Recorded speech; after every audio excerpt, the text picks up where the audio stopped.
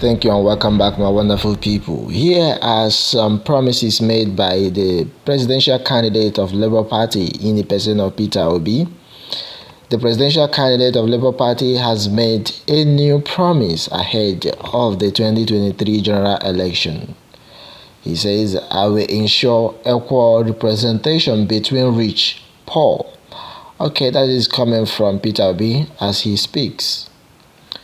He promised the electorate of ensuring equal representation between the rich and the poor in the country if voted into office as the president of Nigeria come next year. Obi made this remark in a press statement from the Obidiati Media Office, which was made available to the Punch, highlighting the purpose of his visit to Queen's College, Lagos, where he spoke at the Old Girls Association program commemorating the 95th anniversary of the institution.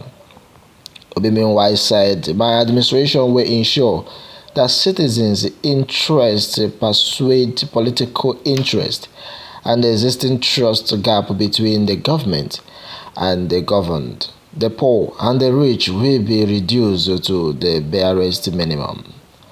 The Labour Party standard bearer added, saying that female representations in his government will be assured, collecting and recollecting that as governor of Anambra State, his administration achieved close to a 60-40 gender balance in appointive and selective positions, where that of the federal government was around 30 to 35%. He further disclosed, saying that education is central to his policy thrust, and said he would pursue a Marshall Plan type program on education that incorporates compulsory technical and vocational skills, sports, entrepreneurship, programming, and digital skills from primary to the secondary level. According to him, inevitably we will, he says, improve access to finance, same youth and women, to significantly reduce unemployment and insecurity. According to the former Anambra State Governor, Obi says we will reduce a mandatory no child left behind educational policy, mindful that Nigerians' inadequate investment in the social sector, including health, education, and housing, which has resulted in the current dismal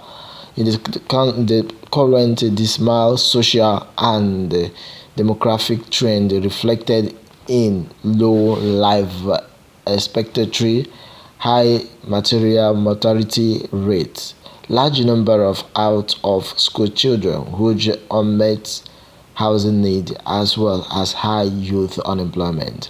My wonderful people, I'll be content to say that our government shall prioritize education to serve the following functions: technical and industry relevance, aligning with local comparative advantage of sector endorsement, modern skills proficiency, critical thinking, ethnic citizenship, values, global competitiveness, and talent export. The Obidiati administration, when elected, will sustain national development. Our governance principle, priority projects and problems shall be anchored in the 17 sustainable development goals, he added. Other my wonderful people, Obi also noted that experience shows that inclusiveness is an essential element in effective public policy, pointing out that he intended to stop the underrepresentation of a critical component of society in the citizen and in the decision making, such as women, youth, and the vulnerable in the country. He also told the Queen's College Old School that if elected president, he would, from its inception, encourage investment, infrastructure, energy, transport, irrigation, and telecoms and education with gender mainstreaming and social inclusion. In education, enterprise and policy will always be a priority. Obi also expressed his commitment to the well-being of the girl, child, and women, pointing out that this will be fully reflected in his broad and gender-specific policies. That has been onto this one, my wonderful people. Obi ensured equal representation between rich, poor. Okay, that is coming from the desk of Obi. Meanwhile, my wonderful people, Arewa youth make a strong demand. They said INEC chairman Usman Mohamud must go. Alright, Arewa Group makes strong demand. The Arewa Citizen Watch for Good Governance, a Northern group, has called for the removal of Professor Mahmoud Yakubu, the national chairman of the Independent National Electoral Commission, ahead of the 2023 general election in the country. The group said it would petition President Muhammadu Buhari, the National Assembly, the U.S. Embassy, European Union for the failure of the INEC chairman to either resign or be sacked.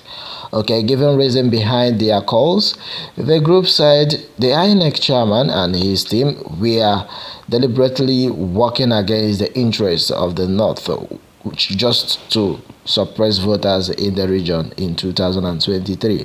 The group chairman Alhaji Mohammed Damu, while addressing a press conference in Kaduna on Sunday, also insisted that the INEC chairman and his team must go because they had been morally compromised to go ahead to deliver on the onerous task of conducting a free, fair, and credible polls in 2023. Onto this matter, my wonderful people. Beside this, the group also said demanded the arrest and the prosecution of the INEC chairman over his silence on the allegation by political parties that he was being pressured by some forces to detective the BVS machine, geared towards compromising the forthcoming polls.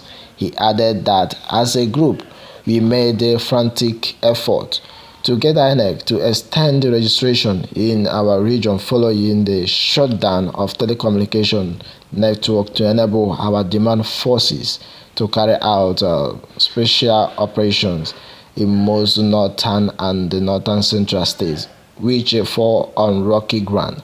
Alright, my wonderful people, that has been onto this matter, as the basis has been that INEC chairman said Arewa that they must surely pull him out from the seat. That has been onto this moment. Let me have your take, my wonderful people.